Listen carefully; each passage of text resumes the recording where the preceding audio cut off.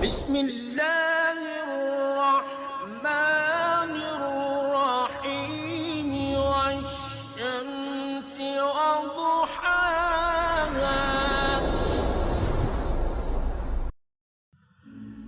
Islamic hub کے معزز دوستوں، میں ہوں ماجد ملک اور آپ تمام دیکھنے اور سننے والوں کو السلام علیکم۔ ناظرین گرامی، پچھلے سلسلے میں حضرت عیسیٰ علیہ السلام کی پیدائش سے قبل اور پیدائش کے بعد رونما ہونے والے حالات و واقعات کا ذکر کیا گیا تھا۔ آج اسی سلسلے کو آگے بڑھاتے ہوئے حضرت عیسیٰ علیہ السلام کے بارے میں اور ان کے حالات و واقعات قرآنی حوالوں اور احادیث کے پیش نظر آپ کی سماعتوں کی نظر کیے جائیں گے۔ حضرت عیسیٰ علیہ السلام کے سلسلے کو جاننے کے لیے ویڈیو کو شروع سے آخر تک تسلسل کے ساتھ ضرور دیکھیے گا۔ معزز ناظرین گرامی، حضرت ابن عباس رضی اللہ تعالی عنہ سے مروی ہے کہ حضرت عیسیٰ ابن مریم علیہ السلام گود میں بات چیت کے بعد کلام کرنے سے رک گئے تھے۔ پھر جب لڑکپن کو چھونے لگے تو اللہ تعالیٰ نے ان کی زبان پر حکمت اور دانائی کی باتیں جاری کر دی۔ جب آپ علیہ السلام 7 سال کے ہوئے تو حضرت مریم علیہ السلام نے آپ علیہ السلام کو معلم کے پاس درسگاہ میں بھیجنا شروع کر دیا۔ حضرت عیسیٰ علیہ السلام بچپن ہی میں اللہ کی طرف سے الہام کردہ عجائبات کا نظارہ کرتے تھے۔ یہ بات یہودیوں میں پھیل گئی تو انہوں نے آپ علیہ السلام کے خلاف منصوبے بنانا شروع کر دیے۔ حالانکہ آپ علیہ السلام کے خاندان کے لوگ آپ علیہ السلام اور حضرت مریم علیہ السلام کی بہت عزت کرتے تھے، یہود نے آپ علیہ السلام اور آپ علیہ السلام کی والدہ کے متعلق طرح طرح کے اعتراضات شروع کر دیے۔ یہ وہ وقت تھا جب حضرت زکریا علیہ السلام بنی اسرائیل کے پیغمبر تھے، لیکن یہودی اپنی سابقہ روایات اور عادات خبیثہ کے باعث حضرت زکریا علیہ السلام کی نافرمانی اور ان کی تکذیب کرتے تھے۔ ان لوگوں نے مختلف گروہوں میں تقسیم ہو کر مشرکانہ طور طریقے اختیار کر لیے تھے، یہاں تک کہ اپنی خواہشات کے مطابق تورات میں بھی بہت زیادہ رد و بدل کر لیا تھا۔ ان کے عقائد و اعمال دن بدن بد سے بدتر ہوتے چلے جا رہے تھے۔ جب بیت المقدس کے حالات خراب ہونے لگے تو حضرت مریم علیہ السلام آپ علیہ السلام کو لے کر اپنے عزیزوں کے پاس مصر چلی گئی۔ 13 سال بعد اللہ تعالیٰ کے حکم سے مصر سے واپس ہوئی۔ پھر اللہ تعالیٰ نے آپ علیہ السلام کو انجیل عطا فرمائی اور تورات کی تعلیم دی۔ وہاں سے واپس آ کر حضرت عیسیٰ علیہ السلام نے اپنی درس و تبلیغ کا سلسلہ جاری و ساری رکھا اور وقتاً فوقتاً اللہ سبحانہ و تعالیٰ کی طرف سے عطا کردہ معجزات بھی رونما ہوتے رہے۔ معزز دوستو، سورۃ المائدہ کی آیت نمبر 111 تا 115 میں ارشاد باری تعالیٰ ہے، اور جب حواریوں نے کہا اے عیسیٰ ابن مریم، کیا آپ کا پروردگار ایسا کر سکتا ہے کہ ہم پر آسمان سے طعام کا خوان نازل کرے؟ انہوں نے کہا اگر ایمان رکھتے ہو تو اللہ سے ڈرو۔ وہ بولے ہماری خواہش ہے کہ ہم اس میں سے کھائیں اور ہمارے دل تسلی پائیں، اور ہم جان لیں کہ تم نے ہم سے سچ کہا اور ہم اس خوان کے نزول پر گواہ رہیں۔ حضرت عیسیٰ علیہ السلام نے دعا کی اے ہمارے پروردگار، ہم پر آسمان سے خوان نازل فرما کہ ہمارے لیے وہ دن عید قرار پائے، یعنی ہمارے اگلوں اور پچھلوں سب کے لیے، اور وہ تیری طرف سے نشانی ہو اور ہمیں رزق دے، تو بہتر رزق دینے والا ہے۔ اللہ نے فرمایا میں تم پر ضرور خوان نازل فرماؤں گا، لیکن جو اس کے بعد تم میں سے کفر کرے گا اسے ایسا عذاب دوں گا کہ اہل عالم میں کسی کو ایسا عذاب نہ دوں گا۔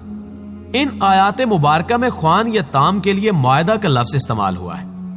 معدہ ایسے دسترخوان کو کہتے ہیں جس پر کھانا چنا جاتا ہے۔ حضرت عمار بن یاسر رضی اللہ تعالی عنہ سے روایت ہے کہ حضور اکرم صلی اللہ علیہ وآلہ وسلم نے فرمایا آسمان سے دسترخوان اترا جس میں روٹی اور گوشت تھا۔ ان کو حکم ملا کہ خیانت نہ کریں، ذخیرہ نہ کریں اور نہ کل کے لیے اٹھا رکھیں، لیکن انہوں نے خیانت کی، ذخیرہ کیا اور اٹھا کر رکھا تو وہ بندروں اور سوروں میں تبدیل ہو گئے۔ سورہ اخلاص میں ارشاد باری تعالیٰ ہے آپ صلی اللہ علیہ وآلہ وسلم کہہ دیجئے کہ وہ اللہ تعالیٰ ایک ہی ہے، وہ معبود برحق بے نیاز ہے، کسی کا باپ ہے اور نہ کسی کا بیٹا، اور کوئی اس کا ہمسر نہیں۔ نصارہ نے اللہ تعالیٰ کے ساتھ حضرت عیسیٰ علیہ السلام اور روح القدس یعنی حضرت جبریل علیہ السلام ہی کو شریک کرنے پر اکتفا نہیں کیا، بلکہ حضرت مریم علیہ السلام کو بھی خدا کا درجہ دے دیا۔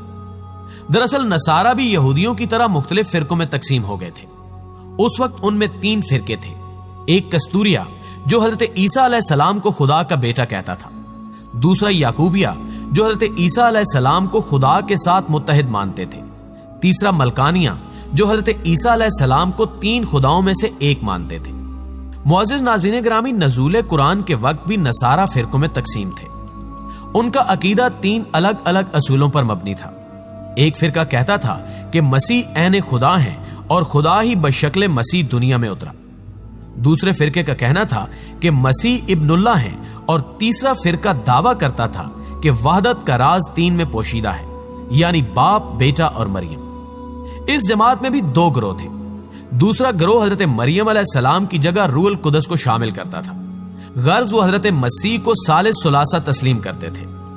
अल्लाह ताला ने कुरान करीम में सूरह निसा की आयत नंबर 171 में बयान फरमाया, ए अहले किताब, अपने दीन में हद से ना बढ़ो और अल्लाह के बारे में हक के सिवा कुछ न कहो। मसीह मरियम के बेटे, अल्लाह के रसूल और उसका कलमा थे, और 3 खुदा कहने से बाज आ जाओ, यानी तुम्हारे लिए बेहतर है अल्लाह ही मबूद वाहिद है और उससे पाक है कि उसकी औलाद हो।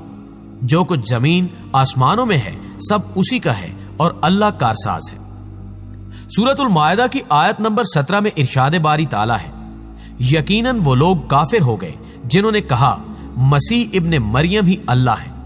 आप सल्लल्लाहु अलैहि वसल्लम कह दीजिए कि अगर अल्लाह ताला मसीह, उनकी वालदा और रूए जमीन के सब लोगों को हलाक करना चाहे तो कौन है जो अल्लाह ताला पर कुछ इख्तियार रखता हो। सूरह मरियम की आयत नंबर 88 तक 92 में ऐसा कहने वालों को अजाब इलाही याद करवाते हुए अल्लाह ताला ने बयान फरमाया है, और कहते हैं कि अल्लाह बेटा रखता है, तुम बहुत बुरी बात जुबान पर लाते हो। करीब है कि इस अफ्तरा से आसमान फट जाएं और जमीन शक हो जाए और पहाड़ रेजा रेजा हो जाएं कि वो अल्लाह की औलाद साबित करने बैठे हैं, और अल्लाह को शायान शान नहीं कि किसी को बेटा बनाए। काबिल सद एहतराम नाजरीन, हजरत ईसा अलैहिस्सलाम यहूदो नसारा के भटके हुए लोगों को तौहीद हक की तालीम देते रहे और उन्हें वाज़ो नसीहत फरमाते रहे, लेकिन यहूदियों ने ना सिर्फ उनकी तकजीब की बल्कि मुसलसल अहानत भी करते रहे। हजरत ईसा अलैहिस्सलाम की नबूवत को 3 साल ही का अरसा गुजरा था कि बनी इसराइल ने आप अलैहिस्सलाम को अपने लिए बड़ी रुकावट समझते हुए कत्ल का मंसूबा बना लिया। कुरान करीम में सूरह आले इमरान आयत नंबर 54 में इरशाद बारी ताला है, और काफरों ने मकर किया और अल्लाह ताला ने भी खुफिया तदबीर की, और अल्लाह ताला सब खुफिया तदबीर करने वालों से बेहतर है। हजरत ईसा अलैहिस्सलाम के जमाने में शाम का इलाका रोमियों के जेरे नगीन था। यहां उनकी तरफ से जो हुक्मरान मुकर्रर था वो काफिर था। यहूदियों ने हजरत ईसा अलैहिस्सलाम के खिलाफ उसके कान भर दिए, चुनाचे उसने यहूदियों के मुतालबे पर हजरत ईसा अलैहिस्सलाम को सूली देने का फैसला कर लिया, लेकिन अल्लाह ताला ने उन्हें बाहिफाजत आसमान पर उठा लिया और उनकी जगह उनके हमशक्ल को सूली दे दी गई। ताहम वो यही समझते रहे कि उन्होंने मसीह इब्ने मरियम अलैहिस्सलाम को सूली पर लटकाया। सूरह निसा आयत नंबर 157 तक 158 में अल्लाह ताला का इरशाद है, और ये कहने के सबब कि हमने मरियम के बेटे ईसा अलैहिस्सलाम को जो अल्लाह के पैगंबर थे कत्ल कर दिया है, हालांकि उन्होंने ईसा को कत्ल किया और ना ही सूली पर चढ़ाया, बल्कि उनके लिए उन ईसा का मुशाबे बना दिया गया था। जो लोग उनके बारे में इख्तिलाफ करते हैं वो उनके हाल से शक में पड़े हुए हैं और पैरवी जन के सिवा उनको इसका मतलब इल्म नहीं, और उन्होंने ईसा अलैहिस्सलाम को यकीनन कत्ल नहीं किया, बल्कि अल्लाह ने उनको अपनी तरफ उठा लिया और अल्लाह गालिब और हिकमत वाला है। हजरत ज़हाक रहमतुल्लाह अलैह फरमाते हैं कि किस्सा यूं पेश आया कि जब यहूद ने हजरत मसीह अलैहिस्सलाम के कत्ल का इरादा किया तो आप अलैहिस्सलाम के हवारी एक जगह जमा हो गए। हजरत ईसा अलैहिस्सलाम भी उनके पास तशरीफ ले आए। इब्लीस ने यहूद के उस दस्ते को जो आप अलैहिस्सलाम के कत्ल के लिए तैयार खड़ा था हजरत ईसा अलैहिस्सलाम का पता बताया। इस तरह 4000 अफराद ने मकान का मुहासरा कर लिया। हजरत ईसा अलैहिस्सलाम ने अपने हुआरियों से फरमाया, तुम में से कोई शख्स इसके लिए आमादा है कि वो बाहर निकले और उसे कत्ल कर दिया जाए और फिर जन्नत में वो मेरे साथ हो। एक शख्स ने इस कुर्बानी के लिए अपने आप को पेश कर दिया। आप अलैहिस्सलाम ने उसे अपना कुर्ता और अमामा अता फरमाया, फिर उस पर आप अलैहिस्सलाम की मुशाबहत डाल दी गई, और जब वो बाहर आया तो यहूद उसे पकड़कर ले गए और सूली पर चढ़ा दिया, जबकि हजरत ईसा अलैहिस्सलाम को अल्लाह ताला ने आसमानों पर उठा लिया। नबी करीम हजरत मोहम्मद सल्लल्लाहु अलैहि वसल्लम के उम्मती की हैसियत से हजरत ईसा अलैहिस्सलाम का दोबारा नजूल, उम्मत मुस्लिमा की क़यादत और रहनुमाई, फितने दजाल की सरकोबी, खंजीर का कत्ल, सलीब का तोड़ना, याजूज माजूज का खात्मा, फस्को फजूर का सदेबाब, अमनो अमान का कयाम, इस्लाम का बोलबाला, कुर्बे कयामत की वो हकीकतें हैं जिनके ज़हूर का तज़किरा अहादीस की तमाम कुतुब बशमूल सही बुखारी और मुस्लिम शरीफ में मौजूद है।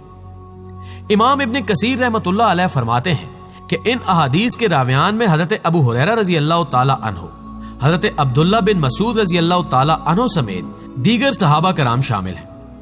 इन अहादीस में आप अलैहिस्सलाम के नज़ूल की तफसील और जगह का बयान है। आप अलैहिस्सलाम दमिश्क में मनारा शर्किया के पास उस वक्त उतरेंगे जब फजर की नमाज के लिए अकामत हो रही होगी।